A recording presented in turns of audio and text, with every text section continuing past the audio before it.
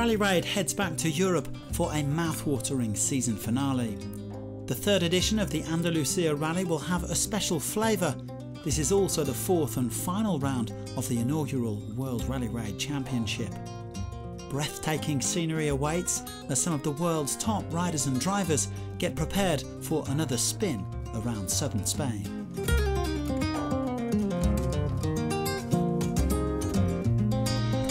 The rally has set up shop in Dos Hermanas, just south of Sevilla.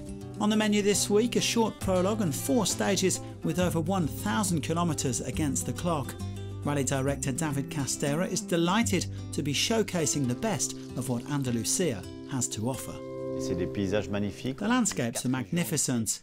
We are visiting 4 provinces this year: Malaga, Huelva, Sevilla and Cadiz. It means that we can have a rally-style event in Europe with the best in the business, and that's also important.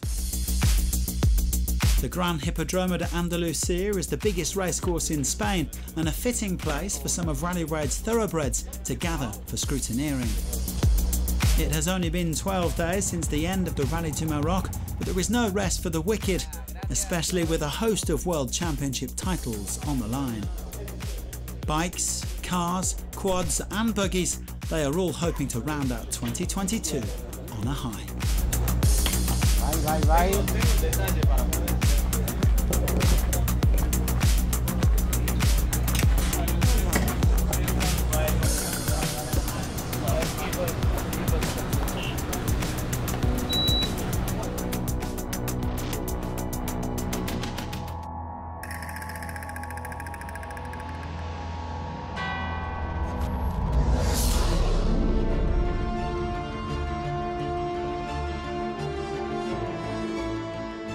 Of course, I have the championship in the back of my mind.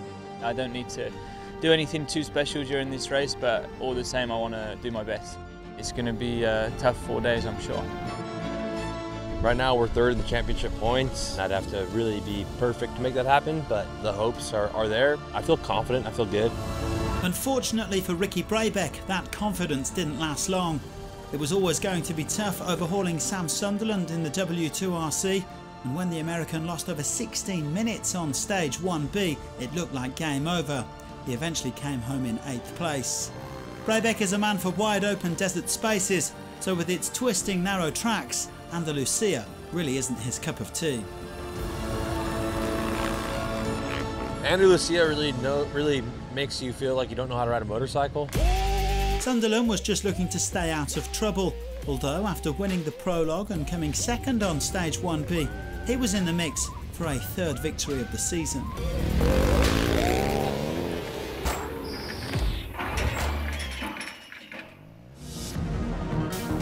Like Brabeck, Ross Branch lost significant time early in the rally, but he improved as the days wore on. The hero rider looked on solid form in Morocco, taking the prologue and a stage win, and he almost had another one here, but unfortunately crashed 100 metres from the finish line on stage 3.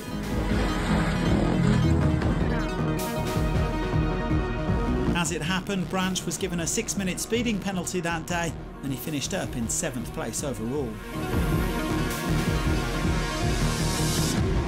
Tosha Sharena was one of 2 Spanish riders competing in the Rally GP class, and he actually made a better start than his more established compatriot Lorenzo Santolino. He struggled to find his groove on stage 3 though, making several mistakes and picking up a speeding penalty. But it was still a good week for the winner of the Baja Aragon, with a solid final day pushing him up to 6th overall.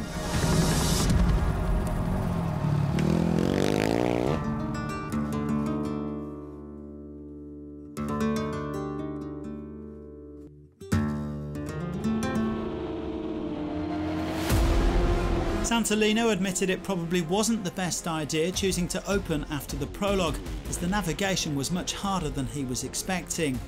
However, the Sherco man clawed back a good chunk of the time that he subsequently lost to finish in 4th overall. Beyond the result, he is just happy to be feeling more comfortable on the bike again and to have boosted his confidence ahead of the Dakar.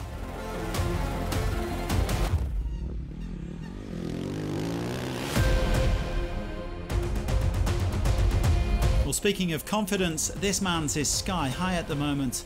We may look back at 2022 as the year Luciano Benavides truly came of age. The Argentine has really kicked on this season, finishing with back-to-back podiums in Morocco and Andalucia. After navigating these enduro-style tracks in style, he came third overall. Luciano is no longer just Kevin's little brother.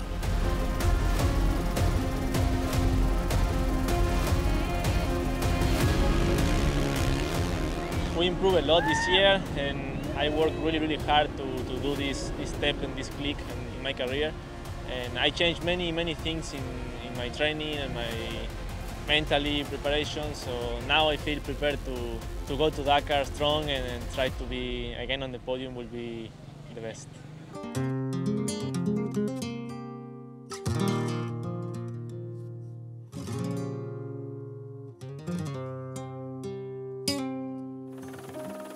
It's been a difficult campaign, on the other hand, for Kevin Benavides. After engine failure at the Dakar and brake issues in Abu Dhabi, he was never really a part of the World Championship conversation. The Argentine has felt much better in October though, and managed to finish second overall in Andalucia. If it weren't for a big speeding penalty on stage 1B, he could well have taken a second title after 2020. The race was good for me, but you know the penalty on the day one, I get it 6 minutes. That was so too much. I don't fight for the championship this year, of course, but anyway, the last races I did good. I felt much better, so I think now just continue with the focus on the next months for the preparation for the Dakar, and then start the 2023 on the top. Adrian van Beveren has made some start to life with his new team Honda. After securing 2 stage wins in Morocco, he took 2 more in Andalucia, plus the overall victory. The Frenchman says he feels more and more comfortable pushing on his amazing CRF 450 Rally, which combines speed and stability. My bike is very good on that kind of terrain, a lot of traction. When it's slippery and difficult to turn, I really enjoy a lot. Van Beveren showing that he'll be a force to be reckoned with at Dakar 2023. He took the final stage win by just 16 seconds from Kevin Benavides, landing his first overall title since the Mazuga Rally in 2019. You know, it's been long. I'm looking for that. I am really exigent with myself, but also with my family to achieve my goals in this sport. And today to win, it's also their victory because, yeah, all of that, they always on my back, always helping me and giving all. So for me, it's really a lot of emotion today.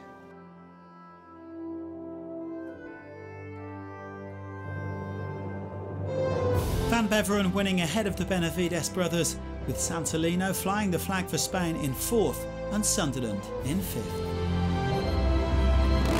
And that was more than enough for the 2-time Dakar winner to secure the W2RC title. Sunderland's hopes of a top 3 finish here were damaged by a speeding penalty, so he just teeter-tottered his way through the final stage, easing off the gas to become the first World Rally Raid champion in the bikes. The Starman of 2022 set for a nice family celebration with his brother-in-law, Van Beveren. This week's been really, even though it was a 4-day race, it's really technical terrain here, and not easy for the organizer to get all the permissions to run us through all these towns and small pieces. So yeah, really grateful for everyone's work, and for sure to bring home the title here on the beach, and not a bad day.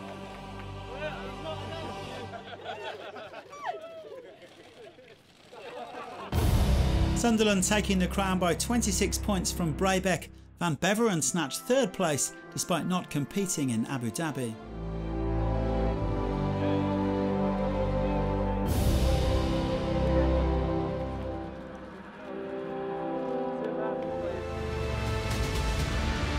Mason Klein completed his clean sweep in the Rally 2 class.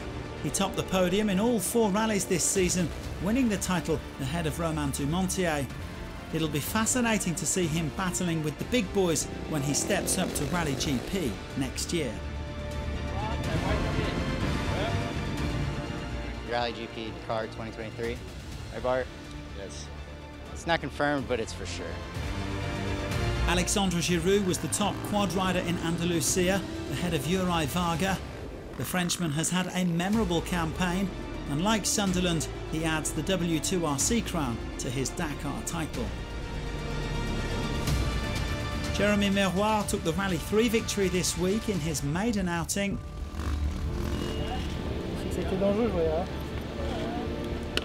But the World Championship title went to Morocco's Amin Eschiger.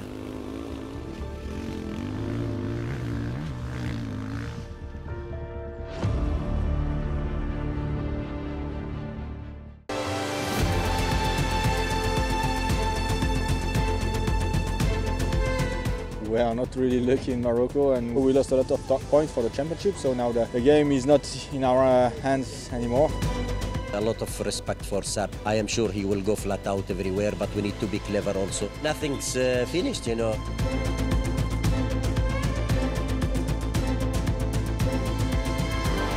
Nasser Al-Attiyah arrived in Andalucia with a 22-point lead over Sebastian Loeb in the W2RC, with their season-defining battle set to rage until the very last kilometre. They picked up exactly where they left off in Morocco, topping the early timesheets. In fact, between them, they won every single stage. Loeb was quickest in the short prologue, but he then had some navigation and power steering issues on stage 1B. It was the loss of power steering at the Rally du Maroc that damaged the Frenchman's chances of another world title. And he found himself over 11 minutes back overall as Al-Attiyah stormed to an emphatic victory on stage 1B. 5 points is good for the championship, and we are leading now. Things were finally poised then, but the weather gods intervened on stage 2. Heavy fog meant the helicopters were unable to reach the special, and the regulations state that rally safety has to be guaranteed by air. Several attempts were made to get even a shortened stage underway, but the organisers were ultimately forced to cancel. That had a key knock-on effect, with the FIA only set to award half points for the rally due to a shorter overall distance, making it nigh on impossible for Loeb to overhaul Al-Attiyah.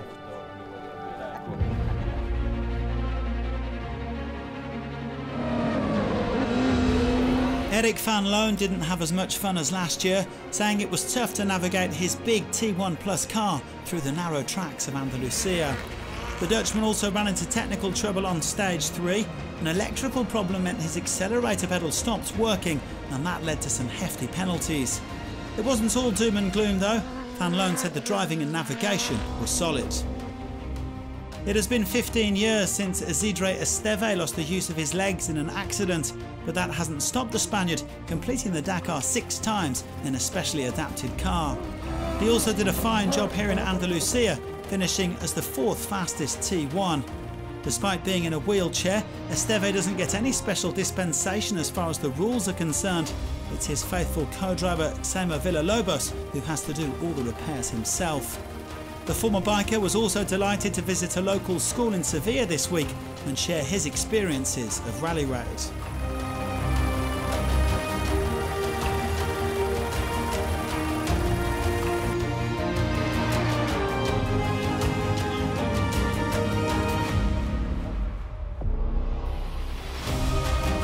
Guerlain Chichery came into the rally with plenty of confidence after his brilliant win at the Rally du Maroc, but after a perfect run in Morocco, he had a lot more technical trouble in Spain.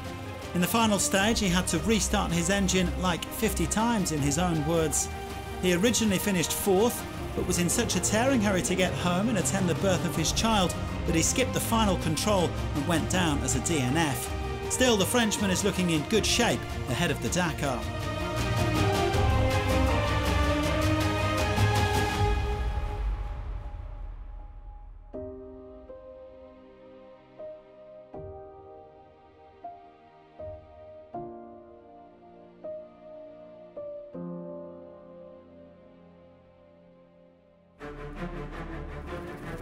Yazid Al-Raji was happy to have finished the season right up there, 3rd at the Andalucia Rally, 3rd in the World Rally Raid Championship. The Saudi had been hoping for an even better season, but he admitted Lady Luck hasn't always been on his side in 2022. He suffered a little bit here after choosing the wrong kind of tyres on stage 3. That being said, he is happy with the overdrive Toyota Hilux, and he's looking forward to many more battles in 2023 and beyond.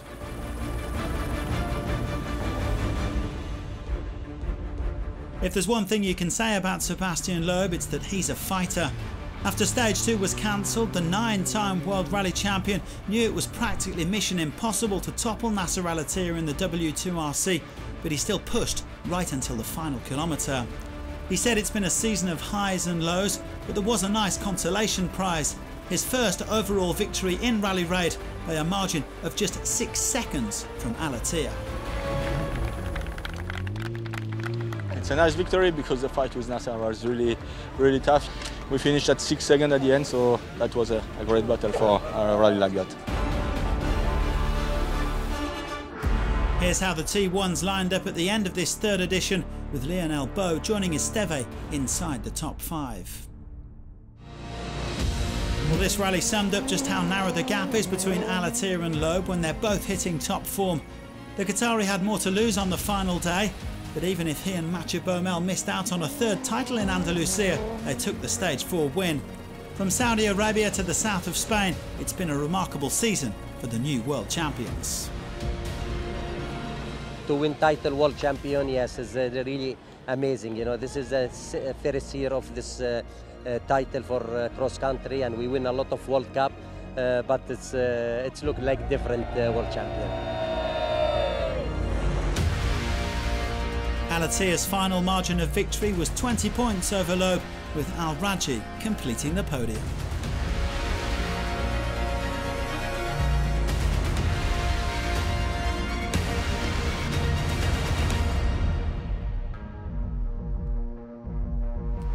Away from the FIA battle, Stefan Petterhansel was enjoying a change of scenery and a change of vehicle here in Andalucia. After testing out the new Audi RSQ e-tron in Morocco, he had linked up with his old team Yamaha to get behind the wheel of an X-Raid SSV. It's not the first time for me that I drive a Yamaha side-by-side. Side-by-side Yamaha is a little bit different than a few years ago. He has more performance. The level is really a little bit higher. And there is different target to do this. It's because Yamaha is like my first family. I spend a lot of time with Yamaha, with motorcycle. Second point is that it's always a big pleasure to drive this kind of machine. The third point is that it's a good training for us with Edouard Boulanger, my co-driver, to learn again, to work again together for the navigation and everything. Petterhansel won the Open class and would no doubt have been right up there in the FIA standings.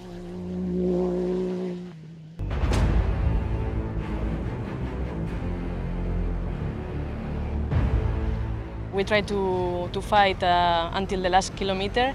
Everything is possible until the finish, so we try to push as much as possible. My strategy is every day not to lose time for the final, very important for the win one day. Cristina Gutierrez only had a slim chance of catching Chaleco Lopez in the FIA T3 class of the World Championship, but the Spaniard was let down by a series of mechanical problems here on home soil. We lost the rear brakes completely. We tried to fight from the beginning, and like this is not possible. Gutierrez was unable to defend her title in Andalucia and eventually had to settle for 5th place overall.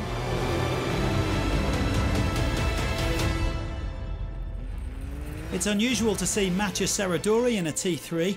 The Frenchman's been a top 10 finisher in the cars at 2 of the last 3 Dakars. With his new Century buggy being put together in South Africa, Serradori came to Spain to get some competitive kilometres in with co-driver Loic Minaudier. They came home in 4th overall, good preparation for Saudi Arabia. With his commanding lead in the W2RC, Chaleco could afford to maintain a steady pace throughout. Even with 3 different co-drivers, the Chilean season has been a model of consistency. He wrapped up the World Championship crown with 1 stage to go and finished in 3rd overall.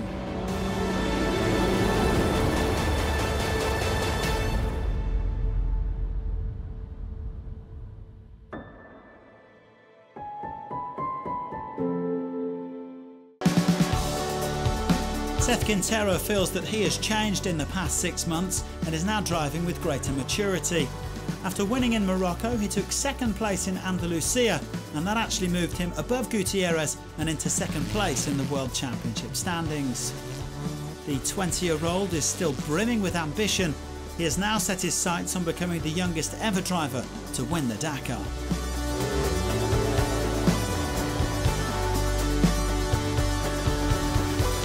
Guillaume de Mévius made his Rally Raid debut in Andalucia a year and a half ago, so it was fitting that he celebrated his first overall victory in the discipline at the same event.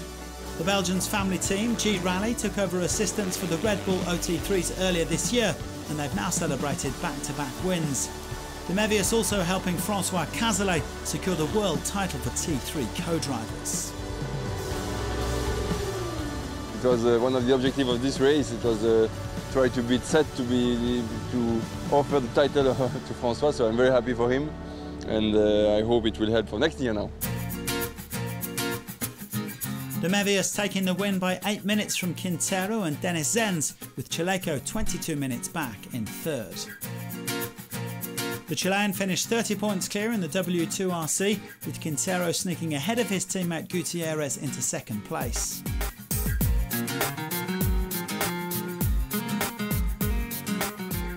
I think it's very important for the World Championship on the same Dakar as not to lose time.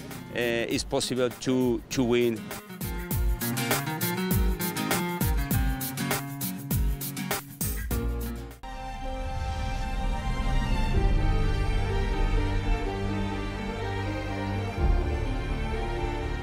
For sure, we are ready to fight, only 1 point, and if one mistake, game is over. We're all so close and our cars are all the same, so it's really a driver's class, I see it as. I want to fight! The FIA T4 class looks set for a grandstand finale, with only 2 points separating the top 3 when they arrived in Andalucia. However, Austin Jones dropped out of contention after a couple of big crashes. It's a bummer, and it definitely hurts our chances for anything good to happen in this race, that's for sure. Jones eventually finishing 2.5 hours off the pace.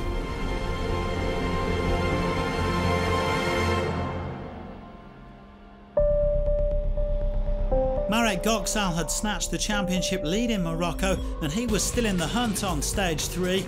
At this point, the Pole trailed Rokas Baciuszka by 10 minutes. However, in his desperate bid to make up time, things went horribly wrong.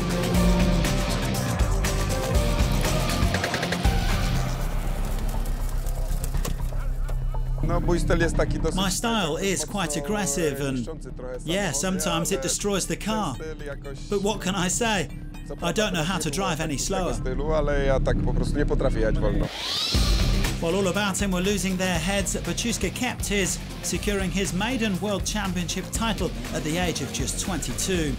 Credit to co-driver Oriol Vidal, who only joined the Lithuanian in Morocco. Baciuszka clearly has a bright future ahead of him, potentially in the T1 cars.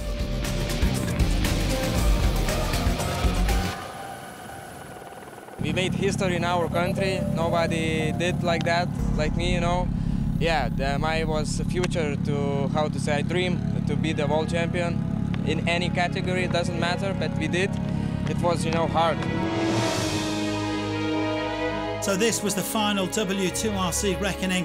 Baciuszka just 6 points ahead of Goksal and 9 clear of Jones. But the battle for supremacy in Andalucia was fought out between 2 Spanish drivers. Gerard Fares and Diego Ortega were back in their South Racing factory Can-Am for the first time since the Dakar, but they clearly hadn't lost their touch. In spite of some changes to the suspension setup, they came home in second place overall. Well, Fares would probably have won if not for a stunning final stage performance from teen sensation Pau Navarro. The 18-year-old managed to overhaul a near 3-minute gap to take the stage and the overall honours. Navarro only got his driving licence back in July, but he is making quite a splash alongside former biker Michael Mech. All right. Yeah. Incredible. Today was super intense with Mika and me. All the corners were super close, sometimes on the mountain. Super funny, super funny. A star is born perhaps. Navarro taking it by 1:22 from Faris, with the world champion Baciuska completing the podium.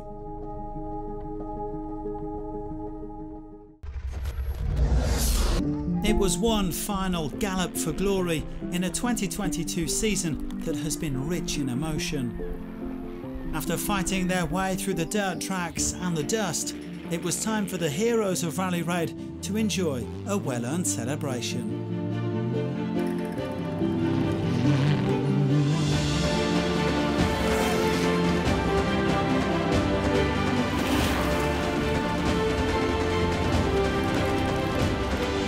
Thanks very much for watching, and do join us again next time.